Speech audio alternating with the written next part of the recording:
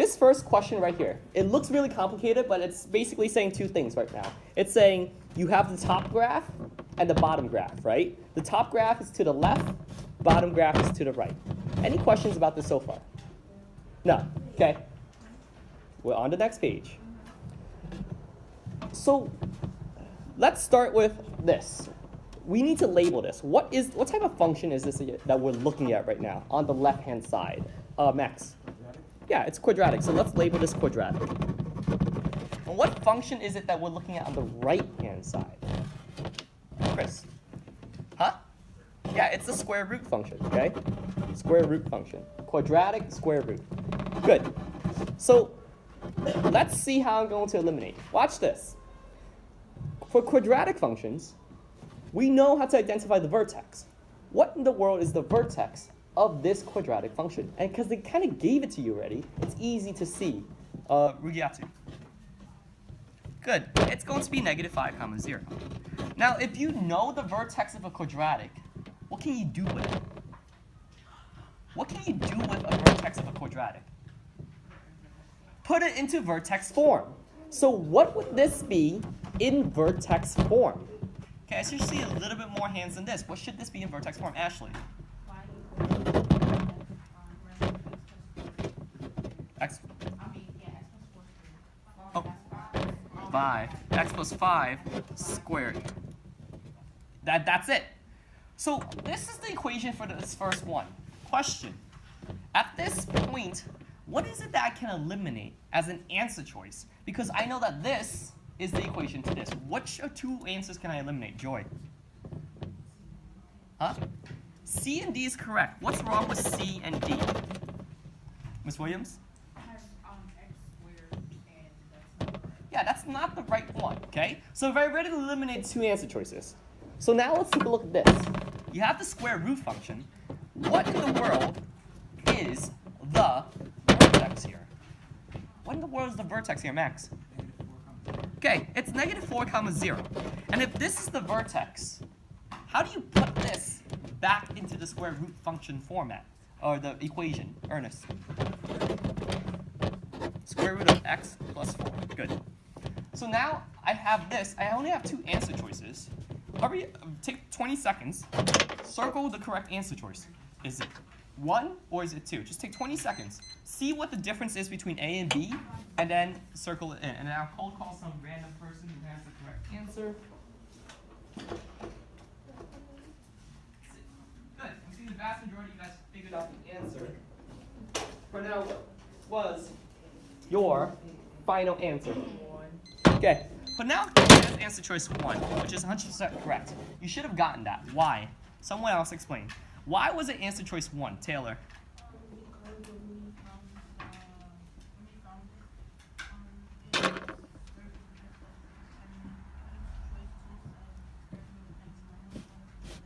Right, exactly, right? It matches perfectly.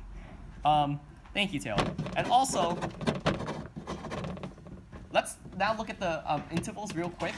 So you have this quadratic function from -4 onward to -infinity. Is this true? Is the quadratic function starting at 4 and then onward to -infinity? Yes. And you have the square root function from -4 to +infinity. Is this true? Yeah, it's starting from -4 and it's extending to +infinity. All right. Yes. No, it's the first point. It's the first point. Good question. Okay, very quickly. Wait, take 2 minutes on this bottom question. Your goal is to use the process of elimination. Figure out the difference between this first equation and this second equation and start eliminating the answer choices, okay? So take 2 minutes, see if you can arrive at the correct answer, and then I'll show you how to get it done. But try, and you have to be using the process of elimination. 2 minutes, go.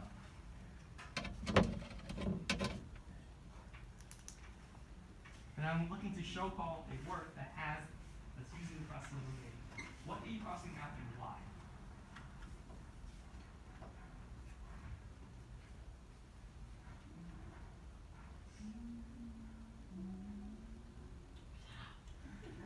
Okay, here's a really big hint. The first equation and the second equation are different y. Figure out like a general sense. What's the difference between the first and second equation? In terms of, if you had to sketch a line between the first equation and the second equation, what would the big difference be? Come on. Good. So, you'll still have a minute. Annotate this on your paper real quick. First one has a negative slope. So you should be looking for a negative slope on the first section of this graph. And what Kamaya said was that the second one has a positive slope. So you should be looking for a positive slope for the second graph. That's your first key to doing elimination, okay? And annotate which one has it and which one doesn't. Take another minute. Yeah.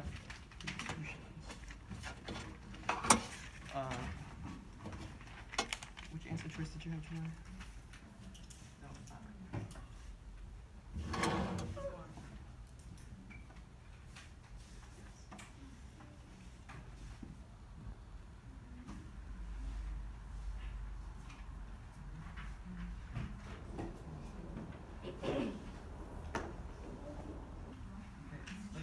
So, yes, but for the people who are getting it right, I need to see annotation on your process of elimination, right?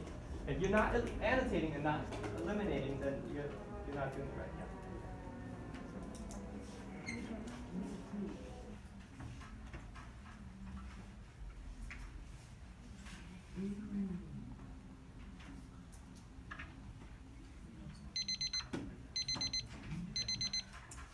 I'll keep the point in a second. All right. So I couldn't necessarily find somebody who had the correct annotation. I'll point out Ernest's annotation in a second. But which two? Well, no. Which one answer choice can you eliminate off the bat because it's not following this idea? Which one is the one answer choice that you should be able to eliminate off the bat? Chris. It's B. Why is it B? Yeah, this is a positive slope right here, when the first one should have been a negative slope. So you should annotate that it's positive, and you should be crossing out B, okay? That's the first one. You know to cross out B. So now we're left with A, C, and D. How else are you going to like push yourself further to start eliminating? Yeah, Kamaya. So, no, actually that's the distinction. What's wrong? There's one more answer choice where they're not falling on the correct line. Which one is the answer choice where they're not falling on the correct section that it's supposed to follow on? Taylor. Huh? C is correct. What's wrong with C here? And let's annotate this real quick. Where are they supposed to fall at? Yeah. Notice how at C, this is starting at 0, whereas A and D, it's starting at 2, okay? So, No. This is 0, right? So, Jeremiah deduction. C is wrong, and I need you guys to annotate that it's wrong because it's starting at 0, right? So starting at 0. Well, it's not starting at 0, but the cutoff is at 0. Whereas this tells you the cutoff is at where? At 2. So the question becomes then, what's the difference between A and D? It looks exactly alike, and they're both at 2. So what's the annotation that you guys need to put down for the difference between A and D? Okay? And I want to show call somebody's work once you guys figure this out. So actually take 2 seconds. No, wait. 10 more seconds, find the correct answer, and annotate why the wrong answer is the wrong answer. Real quickly, you have between A and D, what's the final correct answer? And annotate why the other one is the wrong answer. Okay, who's got it? Essence, what's the final answer? A. The correct final answer is A. What's wrong with D? Because it's the opposite. So you know between open circle and dark circle? Uh-huh. And what's it called? The first equation, since it's solid, so it's supposed to be a dark circle. And since the other one is like left and you can, it's supposed to be open circle, so white. Okay, so if you misheard, if you didn't hear Essence the first time, like, you have to be annotating that the first one has to be a closed circle here, right? This has to be a closed circle.